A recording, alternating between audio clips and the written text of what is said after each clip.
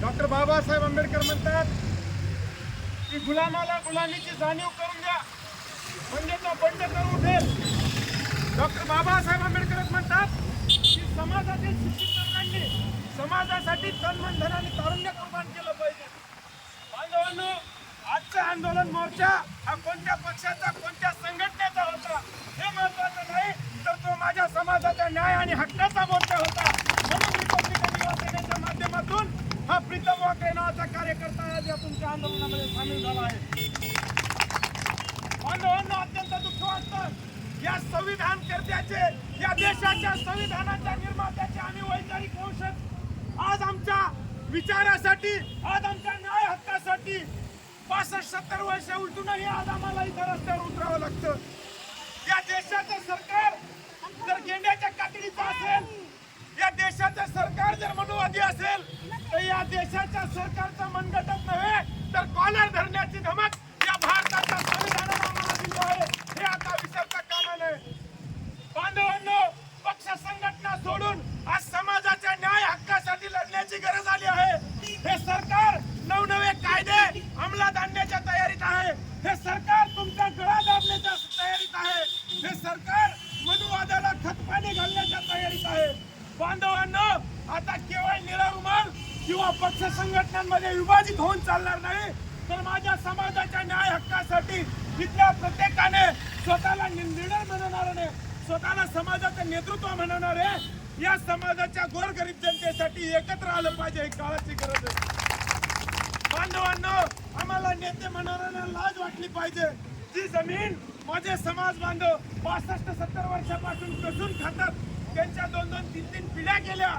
इथले तहसीलदार, इथले तलाठी जर यांची एकीला जर नोंद खतून घेत नसतील, तर आज आम्हाला सर्वांना नेते म्हणणाऱ्यांना लाज वाटली पाहिजे. भाऊ, केवळ पक्ष संघटना सोडून जर आम्ही विषमतेचं राजकारण करत असोल, तर आज आमची सगळ्या नेत्यांची गरज आहे की जिंतुरात नव्हे तर संबंध परभणी जिल्ह्यामध्ये रिपब्लिकन युवा सेनेच्या माध्यमातून माझ्या समाजाच्या शेतकऱ्यांसाठी जे काही करता येईल ते मी आज केलं पाहिजे. ती माझी नैतिक जबाबदारी असा शब्द इथं देतो. या जिंतूर तालुक्यामध्ये रिपब्लिकन युवा सेनेचं मदत केंद्र मी चालवतो. बाबा, इथं गाव ग्रामीण भागातल्या लोकांना मोफत मदत करण्याचं व संबोधित आणि मार्गदर्शित करण्याचं काम मी आणि माझे सर्व सहकारी करत असतो.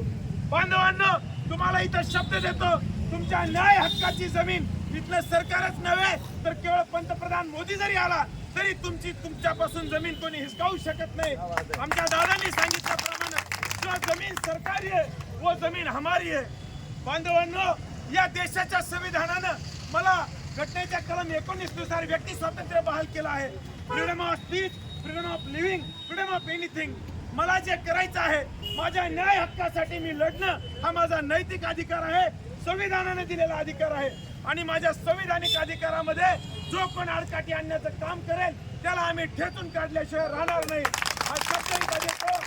यानंतर माझ्या जिंतूर तालुक्यातील जे कोण गावरानधारक असतील त्यांच्यासाठी पक्ष संघटना सोडून रिपब्लिकन युवा सेनेच्या माध्यमातून आनंदराज आंबेडकर साहेबांचा कार्यकर्ता म्हणून मी सदैव तुमच्या सोबत राहील.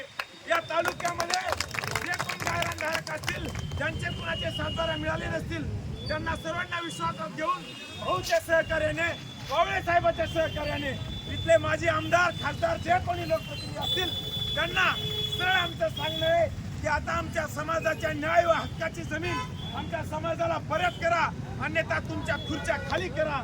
यानंतर जर आमच्या समाजावर आमच्या कसण्याच्या जमिनीसाठी, आमच्या हक्काच्या जमिनीसाठी जर आंदोलन मोर्चे काढण्याची वेळ आणणार असाल तर लक्षात ठेवा, तुमची गाठ आमच्या या समाजाशी आहे.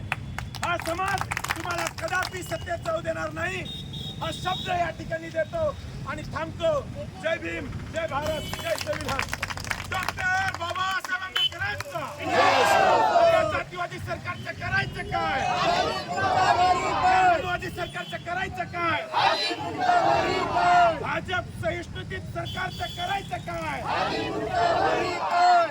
नरेंद्र मोदीचं करायचं काय? खाली डोकं वर पाय, भाजप सरकारचं करायचं काय? खाली डोकं वर पाय.